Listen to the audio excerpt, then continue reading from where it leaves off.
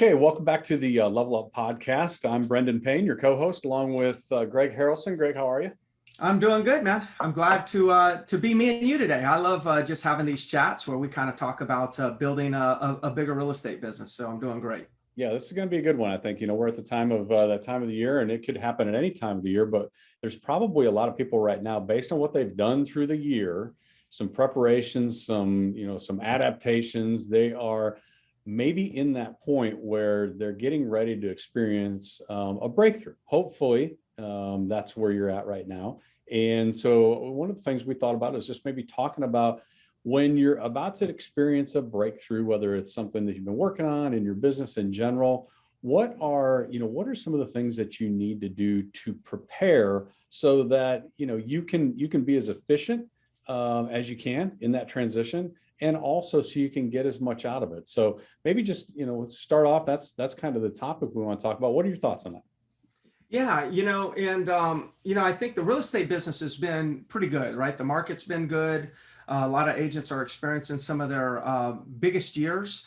What's interesting is some of their biggest production years, or this year being some people's biggest production year, there's also a lot of frustration because of the way, the markets have been with lack of inventory and things like that. But I hear a lot of people talking about, they got some confidence and they want to break through. They want to level up to the next level. And I think that there's a process to a breakthrough. And the process is not the breakthrough, it's the preparation for the breakthrough. Brendan, when we talk about and coach on the phases of mastery, there's the formulation phase, the momentum phase, then there's a stabilization phase, and then there's a breakthrough phase, right? Mm-hmm. But breakthrough was like down the road. There was a formulation and a concentration. Yeah. And I think preparation for your next breakthrough starts with formulating the plan. Where are you? Where do you want to go? And then kind of like figuring out all the pieces to the puzzle, like get all the pieces, put it in the box before you start trying to build the puzzle. So that's my first thought. I just feel like there's a lot of people that have, because there's a little bit more money in the pockets of real estate agents, there's a little bit more confidence out there. And I think people are like, you know what? I think I'm going to really go for it now. Yeah. Yeah. They've got a little bit of the weight lifted off of whether or not this is going to actually work, or, I can see some success, which, could be a whole other conversation of the danger of feeling that, your results this year are 100% because of you, but we can cover that another time. Yeah, that's another conversation, but people feel they're beyond survival right now. They feel like they're going to survive. So now they're looking at, well, now that I feel like I'm going to survive, I'm ready to thrive. Yeah. And that's what we want to talk about. So what's the first thing that comes to your mind, Brendan, of like just look at yourself, because you've had multiple breakthroughs in your career as I have. What have you learned that in the preparation phase, formulation phase, that helps you push forward? Well, what I hear, which I think is worth repeating, is the breakthrough that usually that word just seems like it's just like right now, it's immediate. It's this minute that things just came together. And that's so far from the truth. So you just mentioned the phases of mastery. You got formulation, then you got concentration, then you've got momentum. We have to realize that the very first step is, if you are preparing for a breakthrough, is it a breakthrough because of what you've done, or is it a breakthrough of something that you really didn't have control over? We're going to take them both. But if it's something that you've actually done, then I would say the first step is understanding, okay, where did you start at? And is the breakthrough part of that natural path on things that you have actually put in place? So if I wanted to increase my production in 2021, and I'm looking back and I'm saying, all right, my production has increased. If I can't go back and look at the things that I did that were part of my formulation phase that I then concentrated on for 6 months, and that's the result of my breakthrough, that's where it's coming from, then I'm at risk of being kind of in this fog that these things that they just happened. And most of the stuff in our business doesn't just happen to us. Most of the stuff in our business happens because of what we do on a daily basis. So let's assume that we did put some things in place. And we changed up some of our behaviors, started doing some things we should, stopped doing some things we shouldn't. Then at that point, we want to look at those and say, okay, where was the return and where can I do more of what worked? And that's the process for each step. So if it was, I want to do more business, and one of my focus areas was I have to make more contacts, then we go back and say, we made more contacts. This is what it resulted in. And now, how do we continue to increase that? Because if we're doing more right now, after say 6 months of concentration, we haven't even seen that kick in. So now we're really in the prep stage of like, we could become overwhelmed very quickly because the stuff we did 3 or 4 months ago is just now starting. We're starting to feel it. If we don't prep and say, all right, how's this going to affect what I do on a daily basis now? We get overwhelmed and we slide back. It's like chutes and ladders. We put all this effort in, we're starting to get going. And then all of a sudden the increase in business or the increase in lead flow or the increase in follow-up sends us right back down the slide. And then we get really frustrated. So I think that's overwhelm. Yeah, it's overwhelm. Yep. Yeah, you get overwhelmed. So, and that's like one of the pitfalls in the momentum phase is overwhelm. You start getting that sudden burst of additional business and your infrastructure cannot handle it. So I think what I'm hearing you say is that, which is a totally different direction that I was going to go, but it's just such a great direction, is I think you're saying that, hey, not only thinking about the breakthrough of like what I can do to get that next listing, we also have to be thinking about when, how are we going to manage when we're break through, because it's all about sustainability. Like you could do all this and get a little bit of a short-term breakthrough, and then the wheels fall off the bus and you're back to the beginning again. So I think what you're saying is let's look at that infrastructure and make sure that we can handle it. Is that, am I hearing you correctly? Yeah, exactly.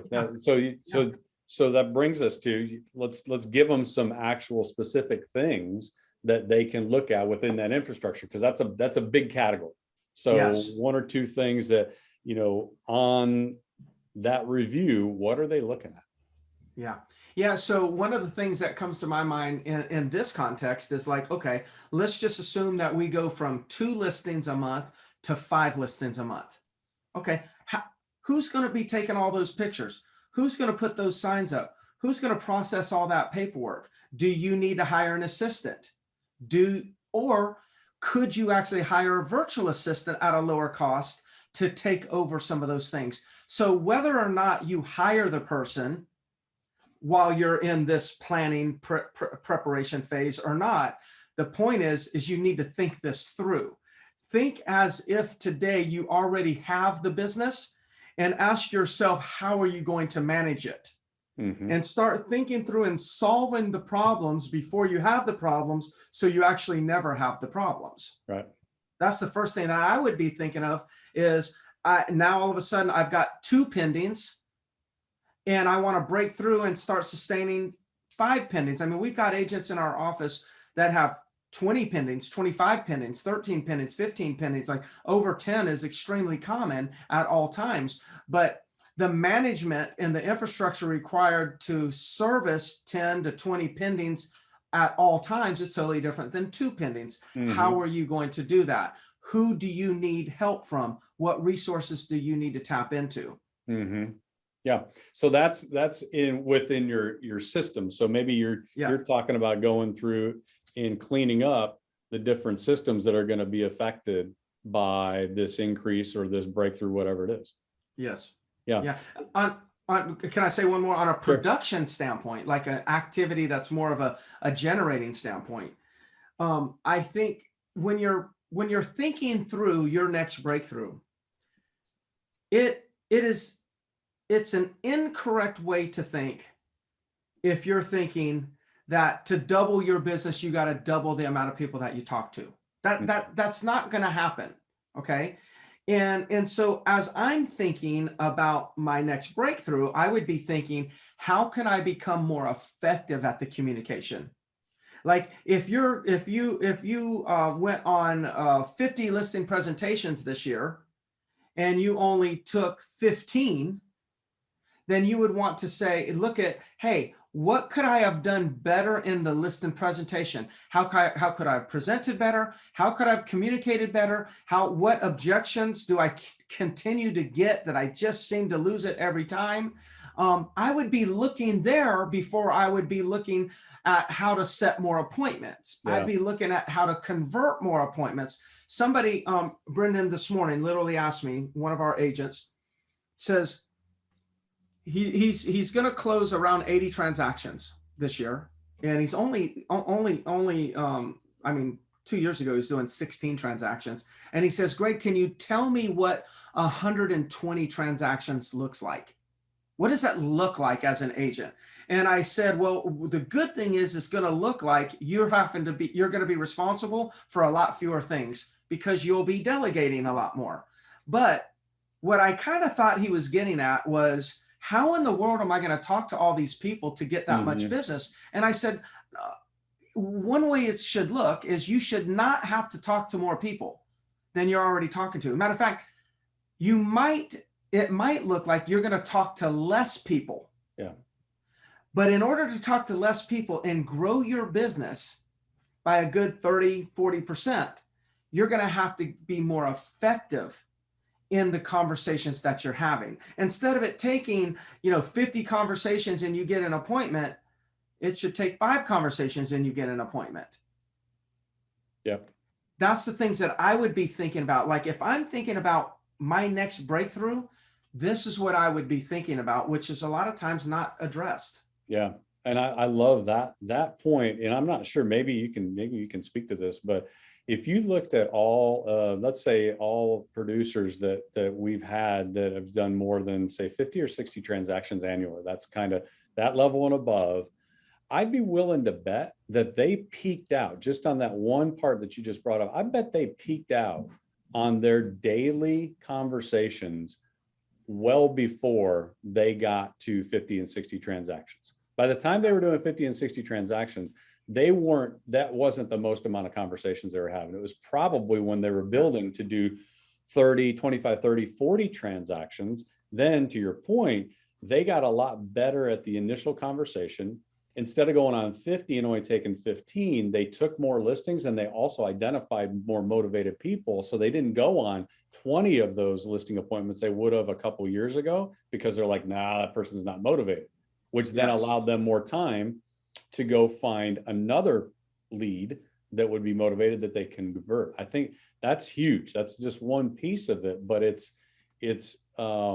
should show you that your business, if you're about to have a breakthrough, you invested time and effort into changing stuff in your business. Don't believe that you can enter into the breakthrough without prepping and changing other things to receive that business. Yes. Yeah. Brendan, we can relate on this on the buyer side also. Like we have tested with agents where we have given agents fewer leads and they actually made more sales. Mm-hmm. And what we found is that there's a point where there's a tipping point where they get so many leads, they get comfortable and they get complacent. And then that transfers into the conversations where somebody might say, well, I'm not really sure if I want to look at properties yet. And then if they're getting too many leads, the response is going to be, okay, well, just let me know if I can ever help you. And they get off the phone.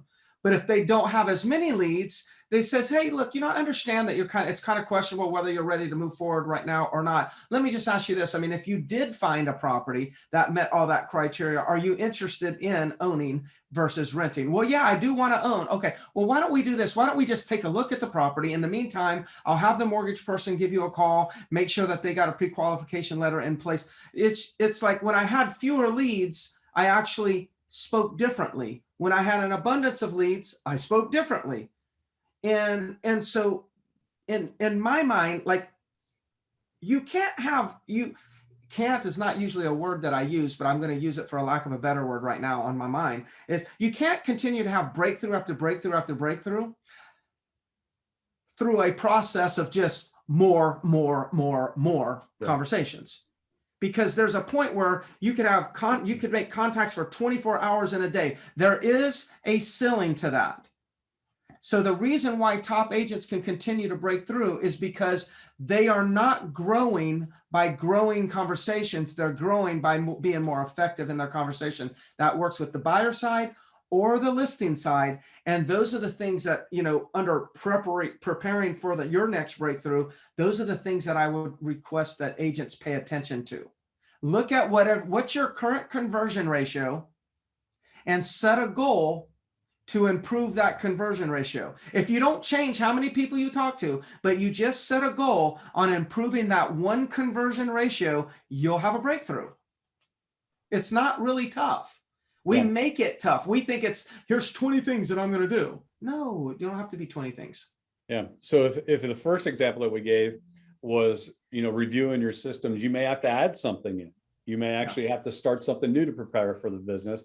This sounds more like you already have some systems in place, but you need to optimize these systems because you weren't really, it wasn't fine-tuned. And when you weren't prior to the focus, it might've been okay. It's kind of like that car that it gets you to work, but it's not really the most efficient.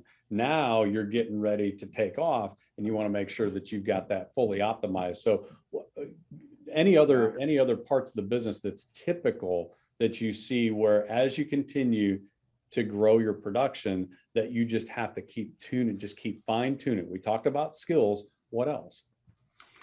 One thing, and I'll reflect on my own breakthroughs, is my coach, which, obviously I've been with Mike Ferry for many years, not there right now, but one of my coaches that I had for years, dear friend, Tony DeCello,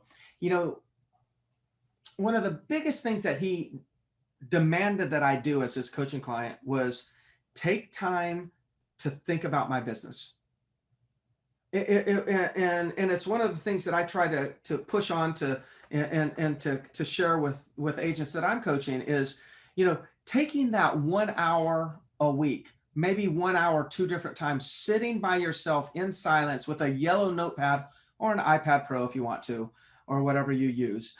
And just thinking about your business. Hey, I would like to improve or increase the number of listings. What's 15 ideas that I can actually take on to improve my amount of listings that I take? And then just take an hour, 30 minutes, and write down as many ideas as you can come up with. I know that that's not the answer that most people would say, oh, Greg just gave me this unbelievable tip on how I can actually break through. Most people will not look at that tip that I just gave them as something that they feel will help them with their next breakthrough. And I'm telling you, it's the exact tip that you need for a breakthrough. When you go through, we called it creative thinking time. When he required me to do 30 minutes of creative thinking time, there was a period of time, I don't remember how long, I had to do 30 minutes a day. This might sound bad, but I don't intend it to sound egotistical. I actually surprised myself. I didn't realize I had that much intelligence. I really did not know that I had that many solutions. Yeah. I really did not know I had that many great ideas because I never took the time to get them out of my head onto paper. All of us have had unbelievable breakthrough ideas while we're driving down the road in our car and praying we could have remembered it, and then we forgot it. Well, when I did creative thinking time, it's like all those ideas came back to me that, I'm like, oh my God, that's the best idea ever. And then I had all these activities that I could choose from to implement in my business that many of them would have caused or created my next breakthrough. Mm-hmm. Yeah, then it forces you, because when you end up at the end of that session with that one thing you have to implement as you continue to grow your business, it's forced delegation, because You're not doing that. You're not doing that to just add something. Oh no, I got to go do this on my, my next thing on my list. Nope.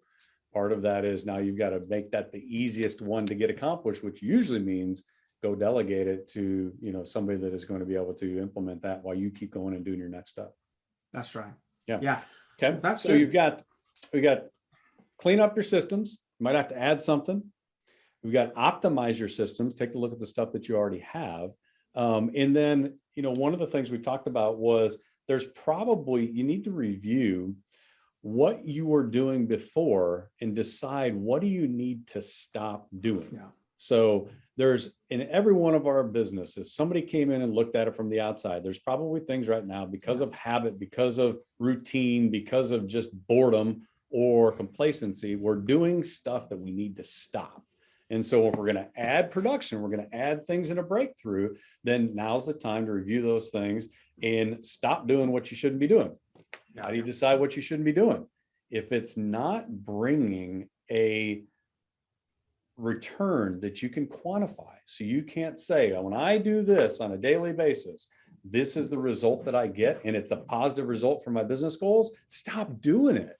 There's no more time when you start having breakthroughs in business. There's no more time for things that just fill the day. And so you have to look and be honest and say, can I track a return back to me going on and posting 15 comments on social about some topic that we've talked about 500 times in different groups? Now, that doesn't mean don't go post and engage, but is it really bringing a return?